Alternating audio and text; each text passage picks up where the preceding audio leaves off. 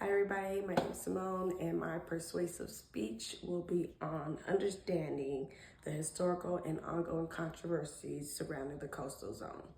So the first one I'll be talking about is how developers push to build high demand coastal areas and keep the poor away.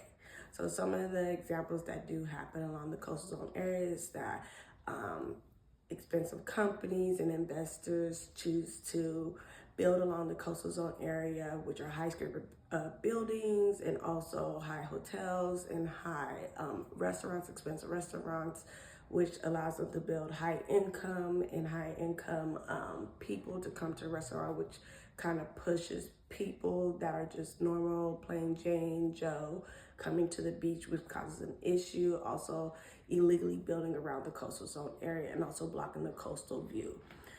Second of all, I'll be talking about the increasing pressure to preserve the public access to the land and beaches. So some of the things that happen like that is that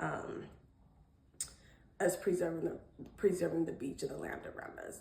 So the cities and counties' jobs are to make sure that anytime anybody is building or trying to build land on the area around the beach, we need to make sure that that land is safe and proper. Just like you see in the city of Palos Verdes, you see a lot of these houses that are falling down on landslides because at one point, and they're going to the oceans because at one point, that land was good, but I'm sure at one point the environmental and archaeologists knew that the bluff was unstable, but because of the pressure from the rich people and whatnot, their choices is to want to live there and build their houses there without permits back in the day. So that was probably around 1970 or even 1960s and 50s. So it wasn't until 1972 when the local government state of California created a state agency which allows controlling the area of the coastal zone to preserve the land. A lot of people also choose to build and dump things on Native American lands that they don't even realize that they're doing on reservations. So that's also very imperative when it comes to preserving the land and the beach.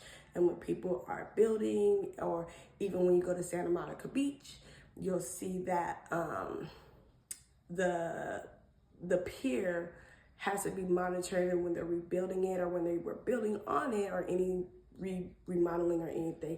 They have to go through the state agency to make sure they are preserving the beach and not damaging anything or causing any environmental harm to the land or to the animals.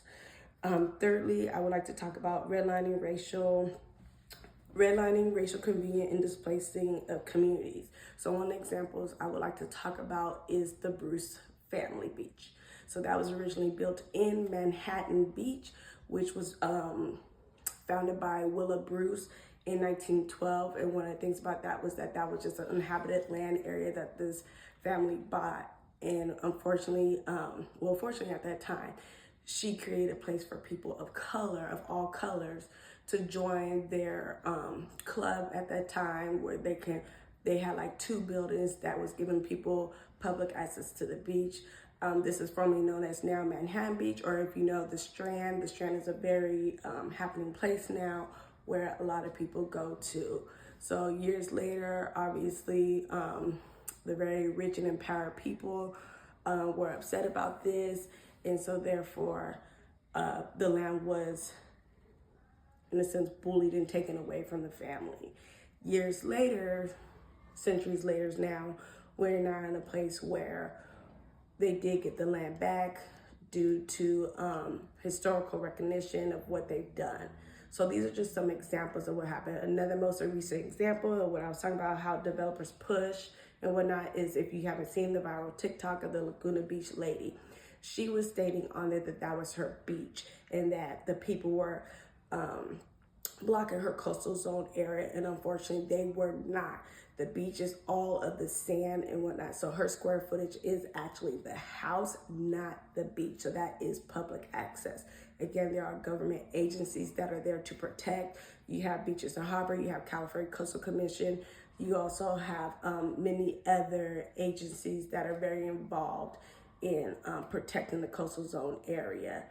So with the Laguna Beach lady, she actually got cited for a violation of $5,000 and some, and she did not remove the ropes that she had legally. And these are some of the issues that we deal with the public when people want to go to the beach. And this is, like, again, the Laguna Beach lady, rich and felt empowered, and that was not her rights. The beach is public access, and this is why it's very imperative for us to protect the beach.